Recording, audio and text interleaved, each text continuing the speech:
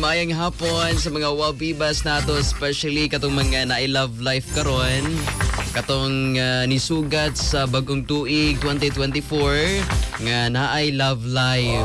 Ay, deserve kaayo. Tapos pila ka bulan ana magproblema na dayon kay wala na lahi na tinagdan sila ang mga partner. Mirisi. Huwag na mirisi, no? Kay lahi na itinagdan, lahi na ang treatment. Siguro wabibas, murag nananaylain siguro. Basin natungnan mo ang mga partner nga cheater. Oy. Shudi mag... Oy, natin ginatawag wabibas nga micro cheating. Kana bang una, katimailhan nga nay kanang nahitabo nga micro cheating wabibas. Una, if ang imuang uyab makig-chat, no? Bisag kabalo bitaw na siya nga uyab mong duha, syempre na ikamo tas makig-chat sa lain. Micro-cheating na siya. Tapakan pa gid, no? Ano makig-chat pa man gyud nga na naman kay uyab, dili pa gid enough? Ha? Dili pa gid enough? Unsa pa gid imong gipangita? Nadayon. And then, kapag makig-chat sa lain, i-delete ang conversation. Napakan pagid, no? O basta galing gina-delete ang conversation will be bas. It means nga micro-cheating na siya. Ano makig-chat-chat man yun? And then nga nang i-delete man yun ang conversation. Na? I-delete ang conversation tapos pag mangutana nga nung i-delete ang conversation, muingon dayon nga gi-delete na ako kay basin masuko ka.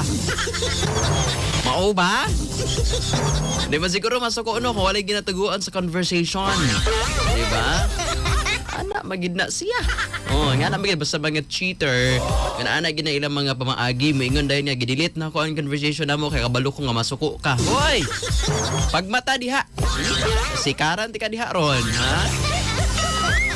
Another thing, matawag nato nga micro-cheating ang gibuhat sa imong partner kung entertainon niya nang nag-chat sa yaa nga kabalo siya nga katong nga tawo na ay gusto sa yaa. For example, nay nagkagusto ni Randy Coco. Why? Nay nagkagusto ni Randy Coco. Yes, Randy Coco na nay uyab daan. Mo entertain si Randy Coco atong person nga nagkagusto niya kay kabalo siya nga naatoy gusto sa iya ha. Micro-cheating na siya. Bisan pag naana siya gusto sa imo knowing nga naana kay uyab, naana kay partner, dili na ka mo entertain. Sabot? Dagot ko ha. Dili na mo entertain ha. Another, matawag nato nga micro-cheating will be best kanang naa kay kanang secret na friend. Kaya bitang moingon dayon ka nga wala oy kanang friend raman to nako. Kanang kuan lang gud kanang friend lang mi tungod kay friend mi sa Facebook. Friend mi sa Instagram. Friend mi sa TikTok. Then sometimes magbagkita mi kay friend mi. Magbagkita friend. Ana lugar. Mingon nga friend mi kay classmate man good mi. Ana friend lang mi kay classmate mi. Kaningon ana nga klase sa friend, there is something in between.